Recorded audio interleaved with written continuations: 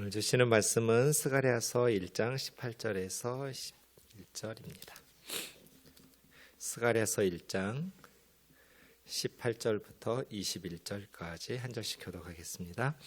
내가 눈을 들어 본즉 내게 뿔이 보이기로 이에 내게 말하는 천사에게 묻되 이들이 무엇이니까 하니 내게 대답하되 이들은 유다와 이스라엘과 예루살렘을 흩뜨린 뿔이니라.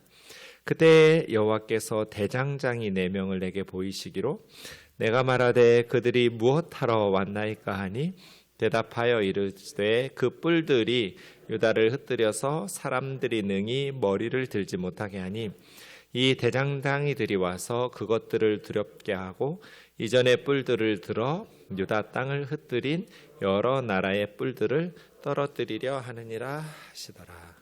아멘.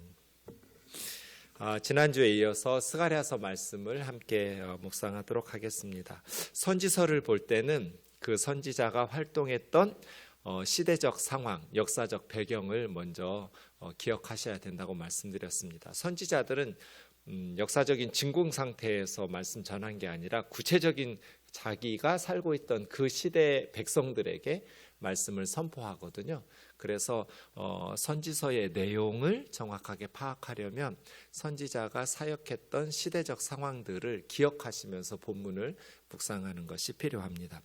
이스라엘 역사 보시면 주전 586년에 멸망했습니다. 바벨론에 의해서 멸망했죠. 그렇게 이스라엘 백성들이 바벨론으로 끌려갈 때도 3번에 걸쳐서 끌려가고요. 주전 605년 이때 이제 다니엘과 세 친구들이 처음으로 끌려갔을 때예요. 그 다음에 주전 597년 이때 이제 에스라와 그 다음에 왕이 끌려갔어요. 여호야김 왕이. 그 다음에 이제 나라가 멸망하던 586년 완전히 나라가 멸망했을 때 3번째로 이렇게 포로로 끌려가거든요. 돌아올 때도 3번에 걸쳐서 돌아와요.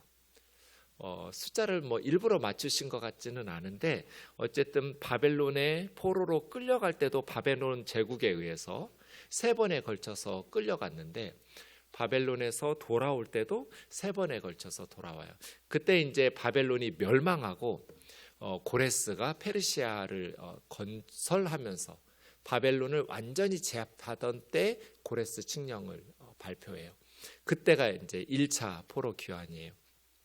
1차 포로 귀환한 사람들의 리더는 총독 스룹바벨과 대제사장 여호수아를 필두로 해서 성전을 재건해요.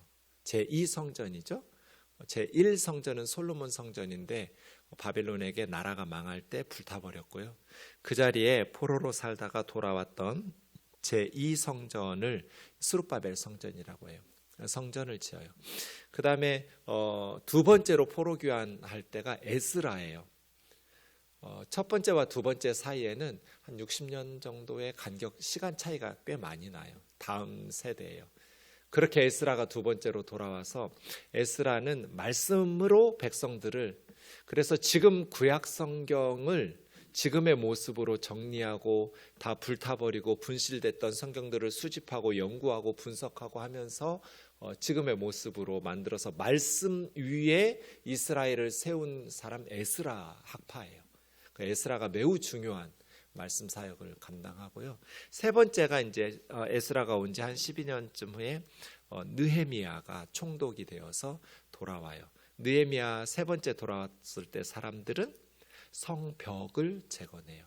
성전은 완공했는데 1차 포로 귀환했던 사람들이, 그 다음에 2차에 에스라가 와서 말씀 사역했고, 그 다음 성전을 이렇게 보호할 수 있는 남한산성, 북한산성처럼 성벽을 재건해야 예루살렘이 안전할 수 있잖아요. 이게 3차 포로 귀환했던 느헤미야의 사역이 성벽 재건이라고 말할 수 있습니다. 그렇게 3차에 걸쳐서 예루살렘으로 포로 귀환하던. 근데 이제 학개와 스가랴 선지자는 주전 520년이라고 그랬죠. 다리오 왕 2년 6월에 학개가 먼저 사역을 시작하고 8월에 스가랴 선지자가 2달 있다가 하나님 말씀을 전하기 시작합니다. 그러니까 학개서와 스가랴서는 성전을 건축하다가 15년 내지 16년 동안 중단하고 있었던 그만큼 절망적인 상황이에요. 부푼 꿈을 안고 고향 조상들의 땅으로 돌아왔지만 현실은 눈물을 흘리며 씨를 뿌릴 수밖에 없는, 씨를 뿌리는데 정말 풍년이 들지 흉년이 들지 싹이 나고 열매가 맺을지 확신할 수 없지만 그들은 하나님 앞에 울며 씨를 뿌리면서 기쁨으로 단을 가지고 반드시 기쁨으로 단을 거둘 것이라는 그러한 기도와 확신의 노래로 서로를 격려하면서 눈물을 흘리면서 암담한 상황 속에서 몸부림치고 있었던 사람들, 그들에게 학개와 스가랴가 말씀을 전하기 시작한 것이죠. 이때 이제 성전 재건 공사가 다시 재개되기 시작하면서 뭔가 희망을 가지고 하나님 앞에서 이스라엘과 예루살렘의 회복을 꿈꾸면서 사역을 한 것입니다. 이제 스가랴서 9절 보면 지난 주일에 살펴본 것처럼 9개의 환상, 8번째와 9번째를 하나로 묶어서 8개 환상이라고 하기도 하고요. 두 번째, 세 번째를 묶어서 7개 환상이라고 말하는 성경학자들도 있고 분류법에 따라 다른데 그냥 세분하면 9개라고 말할 수 있습니다. 우리가 지난 시간에 주일에 첫 번째 환상에 대해서 화석류 나무 사이에 계신 붉은 말을 타고 계신 예수 그리스도, 마치 십자가에 붉은 피 묻은 십자가의 그리스도를 상징하듯이 붉은 말을 타고 화석류 나무, 그냥 잡목들이에요. 레바논의 백향목과 같이 아주 크고 웅장한 나무들 아니고 그냥 화석류 나무들은 작고 초라한 이스라엘 주변 산들에 널려 있는 초막을 지을 때 사용하는 잡목들이에요. 그 화석류 나무 사이에 붉은 말을 타고 예수님이 계셨어요. 교회는 무엇인가? 비천하지만 예수 그리스도를 모신 공동체. 이것이 첫 번째 환상에서 우리에게 가르쳐주는 거였어요. 예수님이 붉은 말을 타고 화석류 나무 사이에서 뭐하고 계셨어요? 하나님을 향해서 중보기도 하고 계셨어요. 하나님, 이 백성들을 불쌍히 여겨달라고. 지금도 우면동 교회가 이 땅에 존재하고 있는 것은 주님께서 우리를 위해서 중보하며 기도하고 계시기 때문이에요. 하나님, 불쌍히 여겨달라고.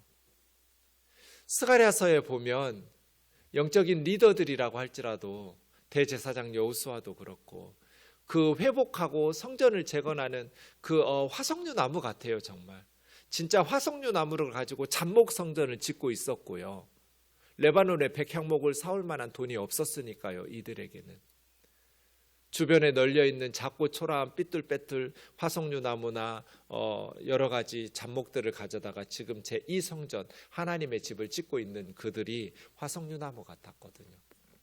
그렇게 작고 초라했지만 그럼에도 불구하고 그들을 하나님께서 불쌍히 여겨주시고 그들을 위해서 중보하면서 기도하고 계신 화석류 나무 사이에 계신 예수 그리스도, 그 예수 그리스도의 은혜로 하나님의 능력을 힘입어서 살아가고 있었어요.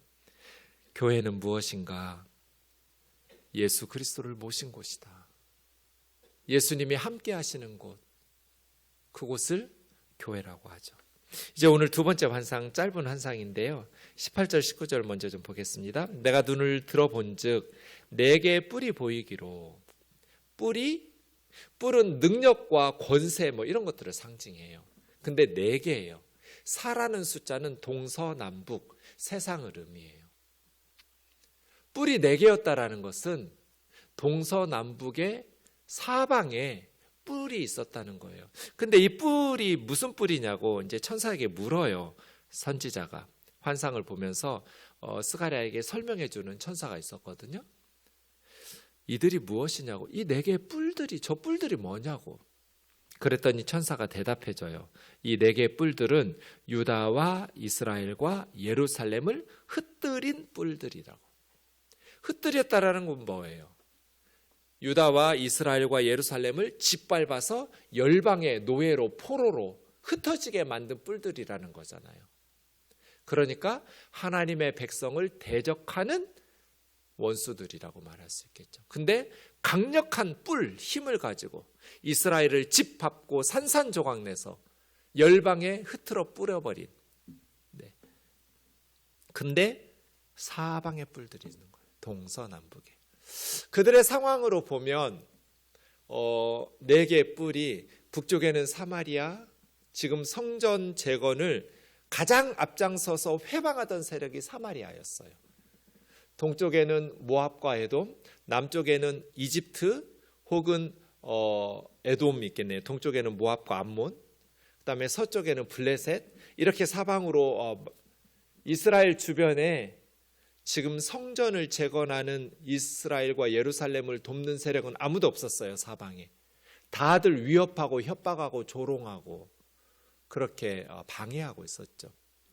그래서 네 개의 뿔들을 그렇게 말하기도 하고, 아니면 이스라엘과 예루살렘을 짓밟았던, 그리고 통치하고 다스렸던 바벨론, 페르시아, 그리스, 로마, 과거와 현재 그리고 미래에 예루살렘을 짓밟는 네 제국들을 말한다고 말하기도 하고, 구체적으로 보면 그렇게 말할 수 있겠지만 본문에서 말하는 것은 구체적으로 어느 나라다라기보다는 그냥 사방의 뿔들이 하나님의 백성들을 흩뜨리는 세력들이 있었다 정도 보시면 될 것 같아요. 그래서예요. 세상에는 안전한 곳이 없어요. 어디나 원수들과 대적들이 있어요. 교회는 항상 대적들에게 포위되어 있어요. 하나님의 백성들은 안전한 곳이 없어요. 에덴 동산도 안전한 곳이 아니었어요. 뱀이 유혹하고 시험하고 무너뜨리려고 호시탐탐 노리고 있는, 그래서 하나님께서 지키라고 그러셨잖아요. 지키라. 샤마르라는 것은 높은 성루에서 원수들이 쳐들어오는지를 망보는 걸 지킨다고 해요. 샤마르라고 그래요. 원수들이 쳐들어오는 것을 망보고 정신 차리고 잠들지 말고 깨어서 지키면서 대적하고 싸우고, 믿음도 지켜야 되고요. 말씀도 지켜야 되고요. 가정도 지켜야 되고요. 교회도 지켜야 되고요. 나라도 지켜야 돼요. 안전한 곳이 없어요. 에덴 동산도 안전하지 않았어요. 하나님의 백성들은 그래서 항상 깨어 있어야 돼요. 왜냐하면 18절 19절 다시 보시면, 왜 유다와 이스라엘과 예루살렘이 열방으로 흩어지냐면 죄 때문이거든요. 하나님의 백성들이 멸망하는 근본적인 원인은 죄 때문이잖아요. 하나님께서 그 제국들을 도구로 사용하셨을 뿐이지 군사력이 부족하거나 외교적인 선택을 잘못했다라는 것은 그냥 피상적인 원인이고, 본질적이고 근본적인 원인은 하나님의 백성들이 하나님의 말씀에 순종하면서 살지 못했기 때문이거든요. 그래서 교회는 항상 대적들에게 포위되어 있습니다. 사방에 적들이 널려 있습니다. 안전한 곳이 없습니다. 그래서 하나님의 백성들은 항상 근신하라, 깨어라. 너희 대적 마귀가 우는 사자처럼 하나님의 백성들을 삼키려고, 특별히 목회자들 정신 차려라. 제가 사탄이라도 목사 넘어뜨려요. 성도들 공격 안 할 것 같아요. 목사들을 공격하고 장로들을 공격하고 교회에 앞장서서 기도 열심히 하는 일꾼들을 공격하지, 신앙생활 제대로 하지도 않고 기도생활이나 예배나 흐리멍텅하게 하는 성도들 그냥 가만 놔둬도 넘어지는데요. 그런데 정신 바짝 차리고 믿음으로 살려고, 기도하면서 살려고, 정말 교회를 위해서, 하나님의 나라를 위해서 헌신하면서 바르게 신앙생활을 하려고 다짐하고 그렇게 헌신하면서 기도하는 하나님의 백성들은 사탄의 공격 대상이죠. 그래서 근신하라, 깨어라. 배후에 조종하는 것은 사탄이거든요. 앞에서 나서는 것은 이단의 교주이기도 하고, 북한의 김정은이 김일성이기도 하고, 무슨 법사니 스님이니 다 그 배후에 사탄이 조종하고 있어요. 그래서 교회는 항상 깨어 있어야 된다. 이 네 개의 뿔이 두 번째 환상이었어요. 그래서 화석류 나무 사이에서 주님은 교회를 위해서 중보하면서 기도하고 계셨어요. 그럼 하나님께서 이 네 개의 뿔들을 어떻게 하실까? 그것이 20절과 21절이에요. 그때에 네 개의 뿔들을 보았을 때겠죠? 여호와께서 대장장이 4명을 내게 보이시기로. 대장장이는 이제 금속들을 다루는 기술자들이겠죠. 네. 뭐 돌들을 깨는 기술자를 석공이고 나무를 깨는 기술자를 목수라고 하는데 성경에 따라서 번역본에 따라서는 목수라고 번역한 성경들도 있고요. 석공이라고 또 대장장이 그렇게 금속을 다루는 그냥 기술자예요. 원문으로 보면 대장장이로 번역한 것 같아요. 4명의 대장장이, 그러니까 4개의 뿔이니까 그 4개의 뿔들을 무너뜨리려고 이제 하나님 앞에 보냄받은 그러한 하나님의 일꾼들이거든요. 그들이 무엇하러 왔나이까? 대답하여 이르되 그 뿔들이 4개의 뿔들이 유다 하나님의 백성을 흩뜨려서 사람들이 능히 머리를 들지 못하게 하니, 하나님의 백성들이 머리를 못 든다는 건 뭐예요? 완전히 망한 거예요. 완전히 굴종 상태, 노예 상태로 머리를 들 수 없을 만큼 그렇게 살아가는 4개의 뿔들이 완벽하게 하나님의 백성 유다를 제압했어요. 머리를 들지도 못하게 그렇게 다스리고 있었어요. 머리를 들지 못한다는 것은 완전히 패배를 당했다는 거거든요. 하나님의 백성들이 그렇게 살고 있을 때 4명의 대장장이들이 와서 그것들을 두렵게 하고 내 뿔들을 두렵게 하는 거죠. 두렵게 했다고 번역되는 것은 사시나무 떨듯이 떨다예요. 진동하다, 떨다. 그러니까 공포에 사시나무 떨듯이 두려움 속에서 떨고 있는 모습이에요.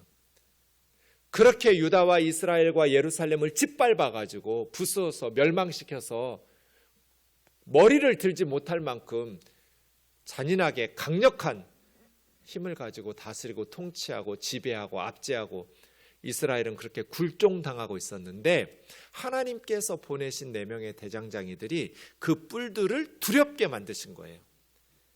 그리고 그 다음 한글 성경 번역이 좀 애매한데요, 이전의 뿔들을 들어, 제가 이전과 뿔 들을 좀 약한 색으로 써놨죠. 원문에 없어요. 이전이라는 말도 없고요. 여기서 뿔은 단수예요. 뿔이에요. 뿔들이 아니고. 그래서 뿔을 들어예요.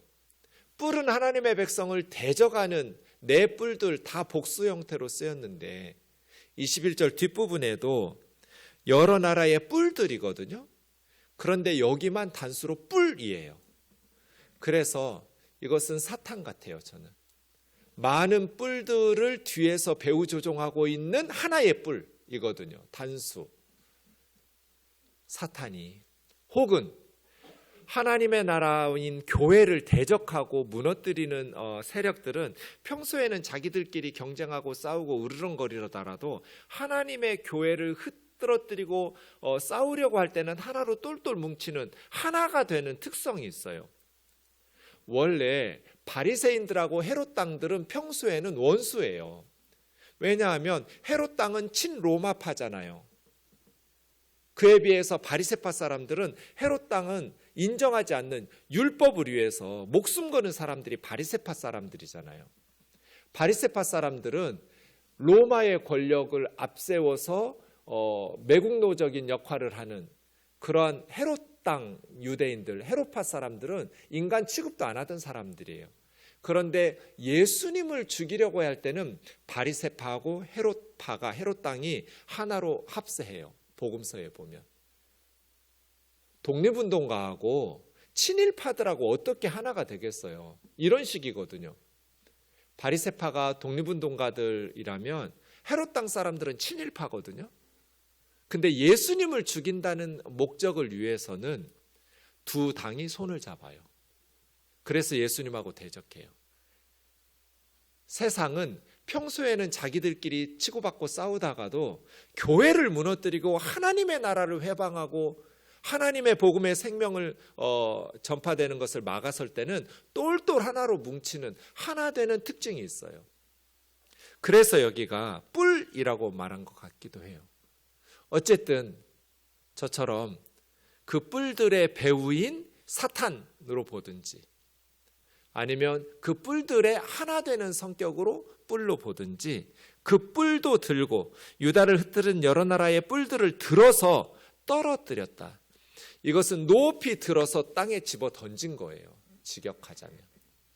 그래서 그 뿔을 들고 내 대장장이가 그 다음에 내 뿔들을 하나님의 백성들을 고통 가운데에서 열방의 노예로 포로로 끌려가서 얼굴도 들지 못하도록 머리도 들지 못하도록 그렇게 굴종하는 삶을 살게 만들었던 원수 대적의 세력을 하나님께서 보내신 대장장이들이 그들을 쳐서 결국 하나님의 백성들을 공격해서 무너뜨리는 그러한 사탄의 세력들을 쳐서 무찌르는 대장장이는 예수 그리스도겠죠.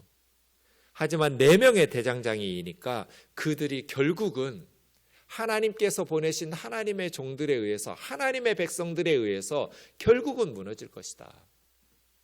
그래서 오늘 이 두 번째 환상은 교회는 항상 대적들에게 내 뿔이니까요.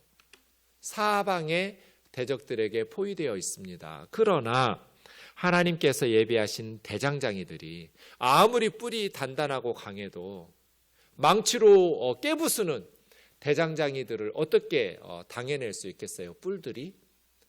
그래서 결국 하나님의 교회가 승리합니다. 예수님께서 마태복음 16장 18절에서 말했죠. 같이 읽겠습니다. 시작. 또 내가 내게 이르노니 너는 베드로라. 내가 이 반석 위에 내 교회를 세우리니 음부의 권세가 이기지 못하리라.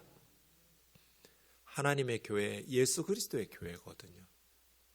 음부의 권세, 사탄의 권세가, 사망의 권세가 이기지 못하리라. 왜요? 화석류 나무 사이에 주님이 계시기 때문이에요. 우리가 세상보다 강해서 음부의 권세, 사망의 권세, 사탄의 권세가 교회를 이기지 못하는 것이 아니라 예수 그리스도께서 교회에 계시기 때문이에요. 화석류 나무 사이에 붉은 말을 타고 주님이 계셨기 때문에 사탄은, 세상은 교회를 이기지 못하는 거예요. 그럼 교회는 뭐만 하면 돼요? 베드로처럼 주는 그리스도시요 살아계신 하나님의 아들이라는 신앙 고백만 있으면 돼요. 예수님을 고백하고 높이고 찬송하고 예수님의 이름을 자랑하고 이 교회가 담임 목사 교회도 아니고 헌금 많이 하는 사람 교회도 아니고 예수님의 교회고 그리스도의 교회라는 것은 그리스도가 주님이라고 하나님의 아들이라고 메시아라고 그 신앙 고백이 있어서 그 바른 신앙 고백 가운데 주님이 영광을 받으시며 교회에 임재하고 계시기 때문에 음부의 권세가 교회를 이기지 못하는 거거든요. 여러분이 주님을 떠나지 않는 이상 절대로 세상은 여러분을 이길 수 없어요. 우리가 주님을 버리고 세상으로 가지 않는 이상 절대로 음부의 권세는 하나님의 백성들을 이길 수 없어요. 왜냐하면 하나님께서 대장장이들을 보내셔서 그 음부의 권세들을 망치로 쳐부시거든요. 높이 들어서 그들을 땅에 던져 떨어뜨리시고 깨뜨리시거든요.